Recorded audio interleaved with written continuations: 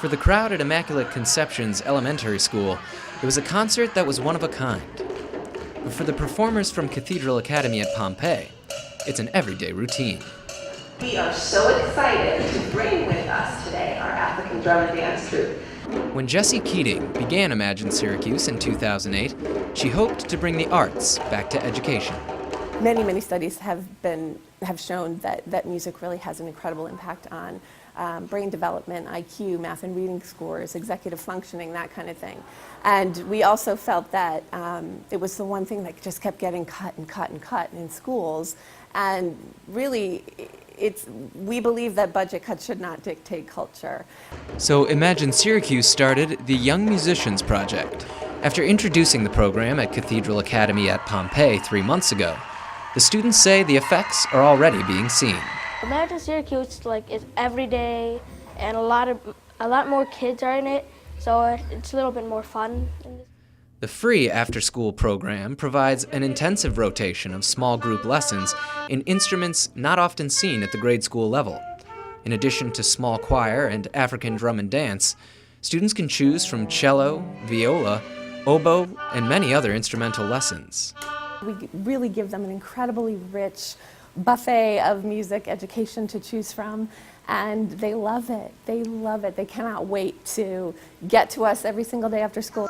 Students meet 4 to 5 days a week, gaining constant exposure both to the music and their teachers. And for some of those kids, that's one of the closest relationships they'll have. Choral instructor Laura Enslin helped found the Young Musicians Project with Jessie Keating in 2010, using theories learned from a service trip to Caracas, Venezuela. There, out of one of the world's poorest communities, grew a children's orchestra of over 300 kids. Our goal is not to create the next, prodigy or the next famous violin player. Our goal is to create someone who has self-confidence, who's willing to take risks, who's willing to help, who's learning how to live, how to be a person.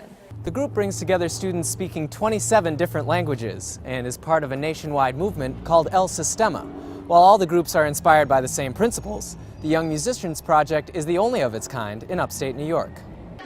The backdrop is an impoverished community and a school whose student body is roughly 80% refugee, many of whom escaped persecution and violence in their native countries and experienced post-traumatic stress.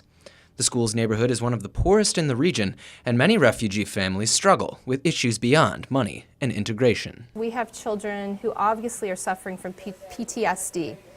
I had a very loud instrument go off in my classroom, and a kid just fell to the floor and started rocking. African drum and dance instructor Yesutor Katoka Wiley came from Ghana, West Africa, 15 years ago and understands the struggles of the 68 refugee students from 17 countries in the program.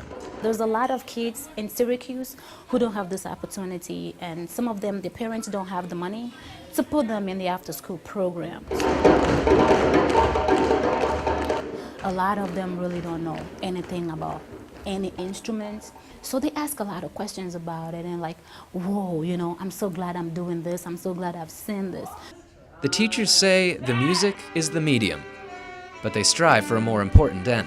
Well, every day they're practicing being a person and treating the people around them with respect. They're learning how to be safe. They're learning how to be caring and loving to the people around them. It's practice.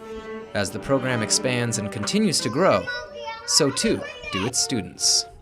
In Syracuse, I'm Joey Glauber, NCC News.